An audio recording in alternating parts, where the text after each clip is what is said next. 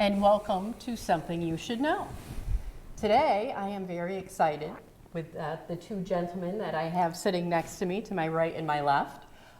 Today, we have Representative John Barrett, who is going to be my co-host, and our special guest, our distinguished Congressman Richard Neal. Thank you, Marie. Yep. So, welcome to the show, and thank you for coming to North Adams and just being around and doing the show for us. Let's get started. You are on the powerful Ways and Means Committee in the U.S. Congress, which is wonderful. We're very proud to have you there.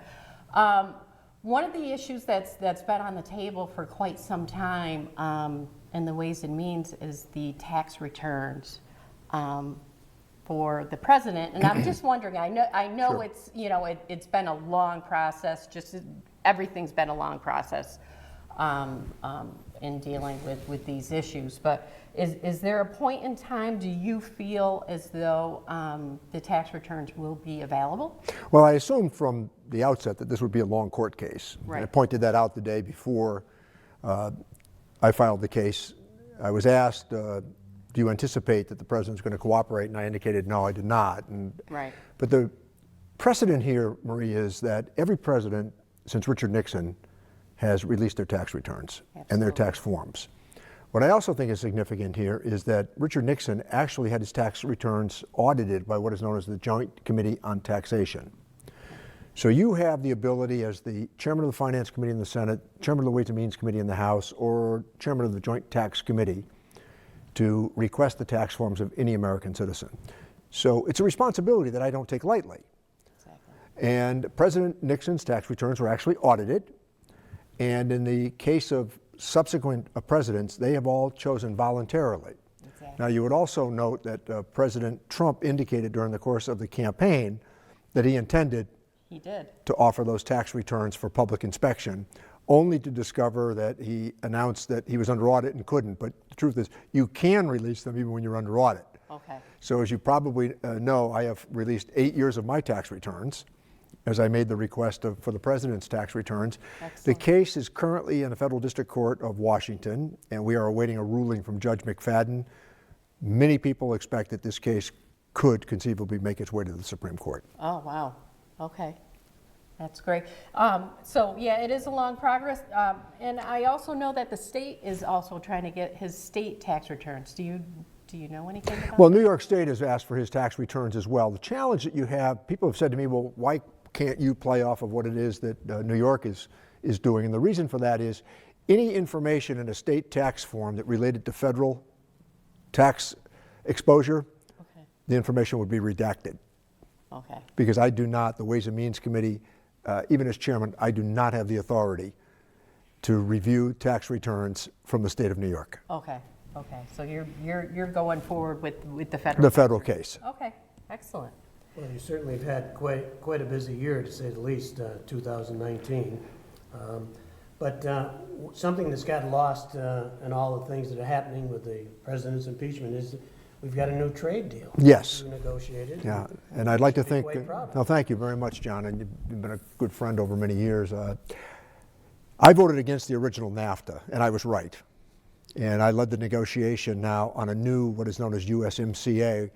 Visited Canada, negotiated with Prime Minister Trudeau, visited Mexico with President Lopez Obrador, negotiated with him, negotiated with the White House, negotiated with Republicans, and we have now built into this new hemispheric trade agreement labor protections, the right to organize a union, environmental protections.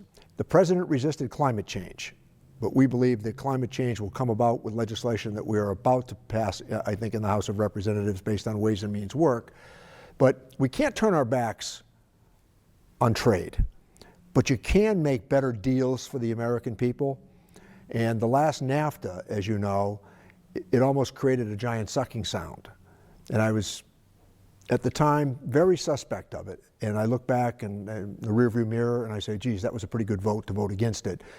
Use that experience, use that history to construct a trade agreement that 90 members of the United States Senate voted for. And in the House of Representatives, 193 Democrats and 192 Republicans voted for. and was endorsed by the AFL-CIO and the Teamsters Union. I think we're quite happy that that mistake has been corrected, because it certainly took a lot of jobs, It sure did. manufacturing jobs, out of America and sent them off to other places, so hopefully.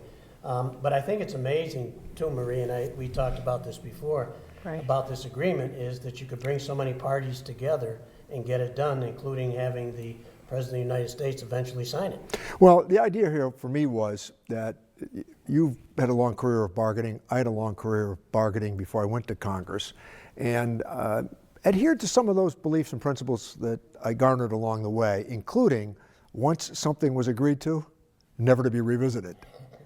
That's done. We've agreed to it. And then the second thing was that I stuck with the position that you needed the support of organized labor. And the third thing, everything had to be agreed to before we could proclaim victory. So we weren't going to have like 2 or 3 things and publicly say we agreed with them, only to be set back by 3 other places where we disagreed, simply to say, no, once everything's agreed, we're agreed.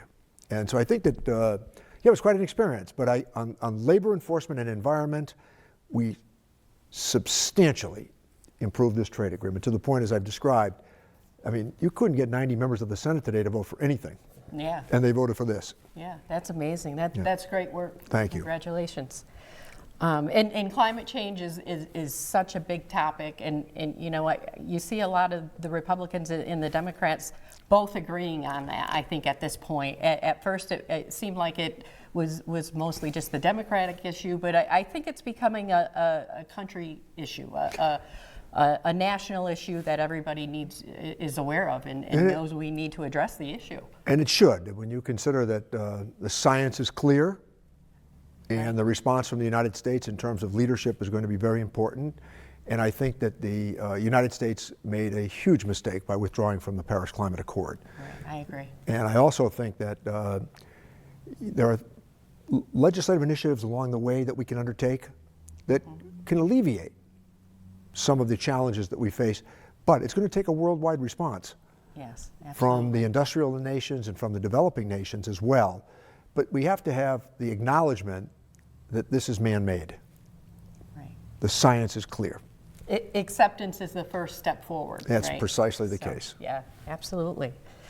So as I was preparing for having the interview, which I was so happy to do, I was reading the paper the other day, and there was a letter to the I'm glad editor. you read the paper like me, because I still read the paper. I actually, yes, I have the hard copy. I do read it online as well, but yes, I like reading the hard copy as well.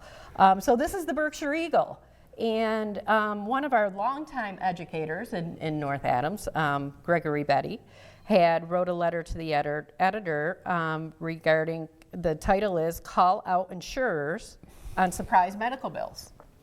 And he was really happy regarding your response on what the Ways and Means Committee is doing on the surprise medical bills. Can you elaborate on that? I think that with the surprise medical billing issue, patient has to be first.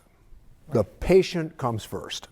And then I think that our hospitals and our doctors, they all have to weigh in. Some of the issues that have surrounded this, to me, are stunning for an American family, only to find out that perhaps what happened when you received the bill from the anesthesiologist because you were not in network, what that could do to you. Right. And I understand the role of network. It's like negotiating prices. But at the same time, the number of families that received this bill at the end because somebody was out of network within the bill, right. It means catastrophic designs for your finances. And here's the thing that's important to remember as one who helped to write the Affordable Care Act. Always understand that half of the bankruptcies in America are healthcare related. People find this and they find that. So what we're trying to do here, and I was delighted with the gentleman's letter, what we're trying to do here is to make sure that the patient comes first, make sure that doctors, make sure that our hospitals are all able to alleviate the confusion that out-of-network costs sometimes bring to the consumer. And I believe that the legislation that the Ways and Means Committee has now embraced will go a long way toward doing that. Okay. So is it letting the patient know ahead of time? That's precisely the point. Okay, good. You know, good. and you can, you can shepherd the patient to do this or not do that, which I think is very important. And I also think that it'll strengthen the negotiating position of our hospitals, Right. which is very important in terms of making sure that our providers are supported. Right. Now, we've talked about a couple of those. Another issue is very important, obviously, to the people here in northern Berkshire and Berkshire County as a whole, western Massachusetts, your district, is transportation. Yes. And looking at what's down the road as far as a transportation bill that's going to have an impact, finally, maybe if the president comes through. Well, the president did commit to a major transportation bill during the course of the last campaign. We have tried to keep him to his word on this. I met this week with Secretary Mnuchin, and I indicated to him that upon the conversation that we had had in early December, that if we were able to get USMCA done, then we would go to infrastructure. So I said, look, you've got to tell us now, is Senator McConnell in or out on this? And if he's out, tell us now so that we don't waste any more time on this until after the election. But if he's in, let's get moving on this. Highways, roadways, airports, energy and water, broadband, all of those considerations could be undertaken. We have not done a major infrastructure initiative in America in years. And you can see what's happened everywhere to the deterioration of our highways. Anybody, and you would know this in particular, John, what's happened to that Sturbridge exit on the Turnpike, trying to get anywhere? Yeah. It's just wild. And it on a Friday, for example, it adds hours to your time. I've talked to Governor Baker about this. And I also think that rail is really important. You know, we use stimulus money to improve the north-south rail, and the story on the front page of the Springfield Republican this morning indicates that they've now had 1 million riders since it was offered up in June of 2018. 1 million riders. So it's 25% higher than what people anticipated. So that means that on north-south you have from New Haven to Hartford to Springfield, 16 more trains a day to Hartford, 12 from Hartford to Springfield. We need to do the same thing with east-west to Pittsfield, from Worcester to Springfield to Pittsfield. Absolutely, and as we refer to it, west to east. Well, I'll take any reference. Yes, I have heard that. West to east is I think the real place to start. service, excuse me, is critical to the future, the economic survival, basically, of Berkshire County. Along with the other thing that you mentioned is broadband, which is a very hot topic here in the northern Berkshire area, because of the lack of competition. Obviously, that we have to do something about it as more and more communities look at it. So between rail and in the broadband itself, that's going to be very important to our economic survival. We've looked at, a couple of different routes coming in, the northern tier, of course, which we don't foresee that as the high-speed one, but the one coming down from, or coming east to west to east, Yeah. It's critical. Imagine getting to Boston in an hour and a half. I don't know if we'll see it in our lifetime, but we can certainly have our fingerprints. And my argument is going to be improved rail. I mean, whether it's high speed or not, you can still do something that would take some of the pressure off the highway system. One of the challenges with the highway system always is if you build more highway, you get more cars. And I think that making sure that rail is a competing force there makes a good deal of sense, and mass transportation would make a good deal of sense. So I'm optimistic that if we do an infrastructure bill, I'm going to make sure that there's a very healthy component of money that would be used for an infusion of investment in rail. I also think that we need to get the president to agree to a number. He's been a bit over the lot on it. We went to the White House talking about $1 trillion. He volunteered too. We said we're in. And he seemed to have backed away from that number of $2 trillion, but I think you could genuinely say over 10 years, $2 trillion of investment in infrastructure would be a good thing. And we know how our airports are in this country now. Some of these airports are third world. Yeah, and so those are Very congested. Those are important, and we're glad that you're at the forefront of it, obviously, because you can play a key role in helping us here. So We intend to. Yeah, absolutely. I think the transportation for the Berkshires is huge, and if you look at it, at the state level, Boston is really congested, and the highway system is really congested, and they're overpopulated, so it takes a long time to get into Boston. And here in the Berkshire, we could relieve that. You could, So people could live in the Berkshires and still commute to Boston or Springfield or Worcester as well, or and Springfield vice and- versa. People Right. from those regions could commute to the Berkshires, so it would Right. make a lot of sense. I mean, you've got some terrific employers here, and I think that offering them augmented opportunities for growth just makes considerable sense. Yeah, absolutely. Well, the other thing that I think is important that we take a look at, obviously, is workforce development. You've been at the forefront there in trying to get us some money on the job training funding and things like that.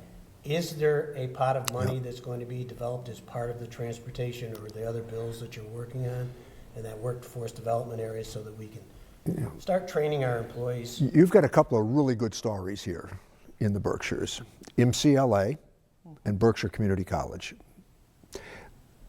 When we talk about a 3.8% unemployment rate, obviously that's good. However, the problem is that that does not count the number of people who have stopped looking. It doesn't count the number of people who work in the gig economy, those who have two jobs who would like to have one with benefits. So I think that in terms of skill set, technological innovation, globalization, all of those issues will highlight the role that the mission statement of BCC and MCLA could play. And I think that the challenge that we have is the center in Massachusetts of growth in the high-tech industry is now Boston. But with an integrated transportation system, the Berkshires are a pretty nice place to live. Absolutely. So there'll be a lot of people who would like to live here and maybe work someplace else. There are three parts of the state that lose population: Berkshire County, Cape Cod, and Franklin County.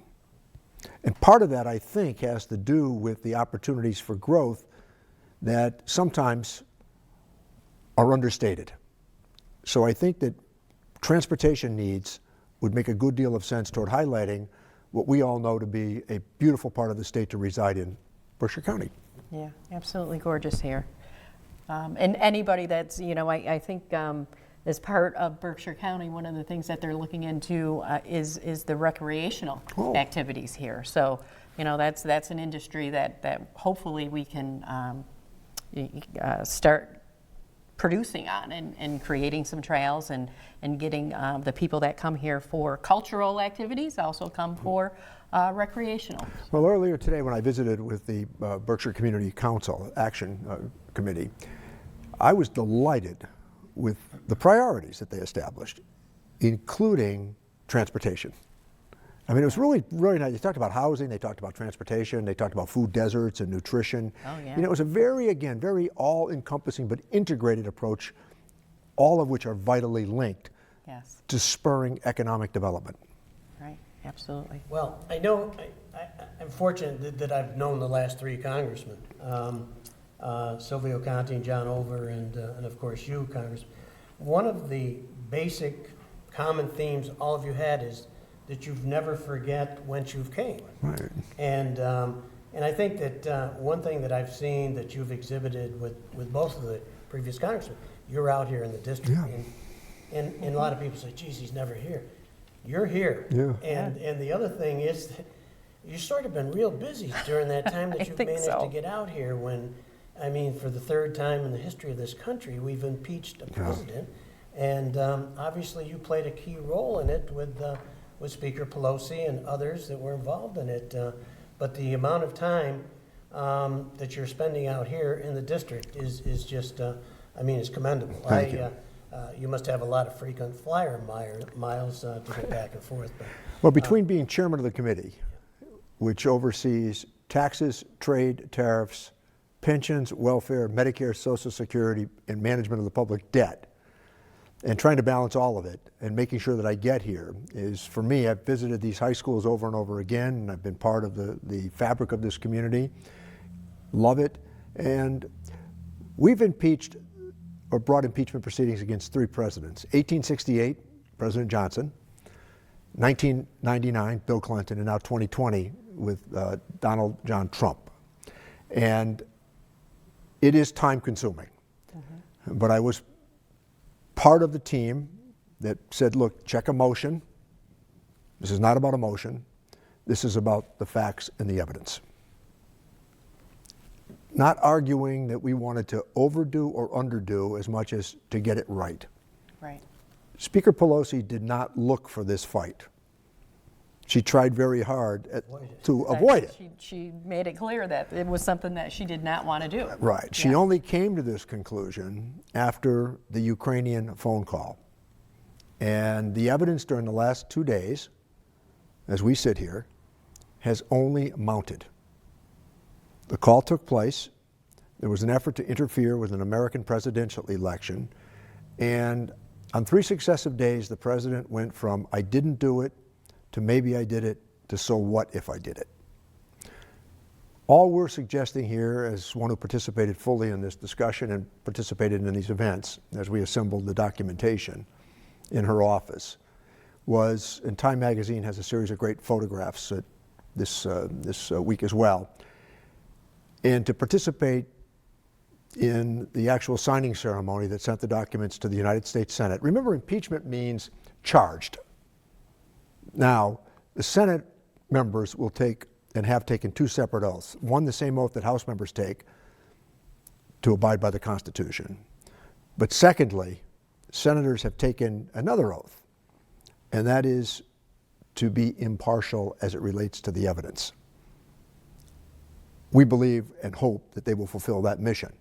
Now, as I stood outside of the Rayburn room, just outside of the House of Representatives, as we bid the actual members who will take the case to the Senate their inscriptions and their suggestions and lessons, it was really for me standing there, almost wanting to pinch myself as I watched them assemble. The Sergeant-at-Arms came through and they began to walk the documents almost with the procession of a dirge over to the United States Senate, right? And they presented the Sergeant-at-Arms and went to the Senate floor, and they presented the actual documents.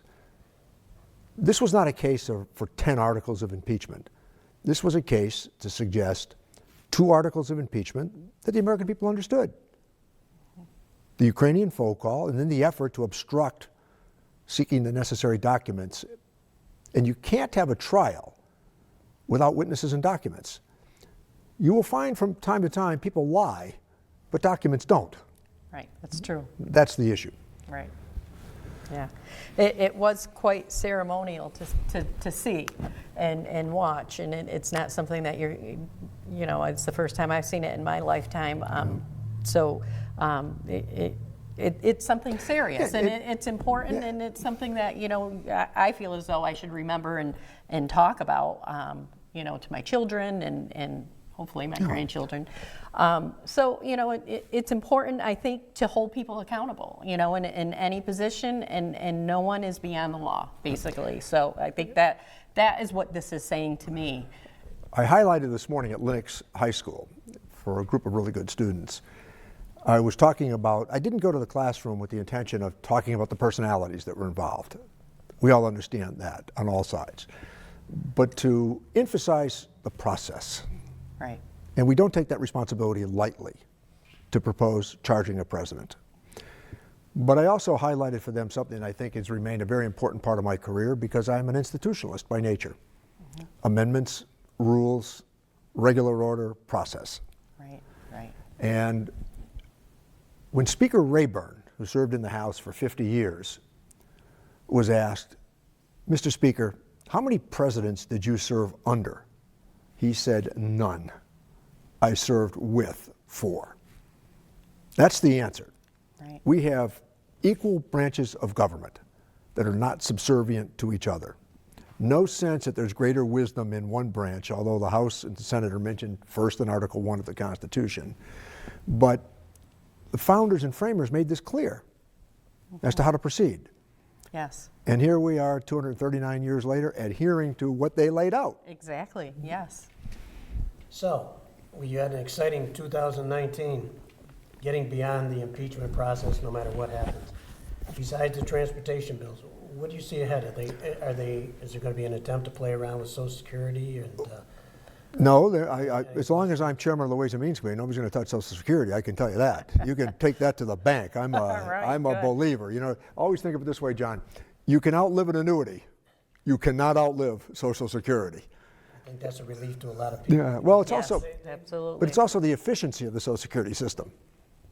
You know, it's an earned benefit, and the Social Security agency, they can predict for you what your benefit's going to be on a date certain. I mean, the efficiencies of Social Security are extraordinary.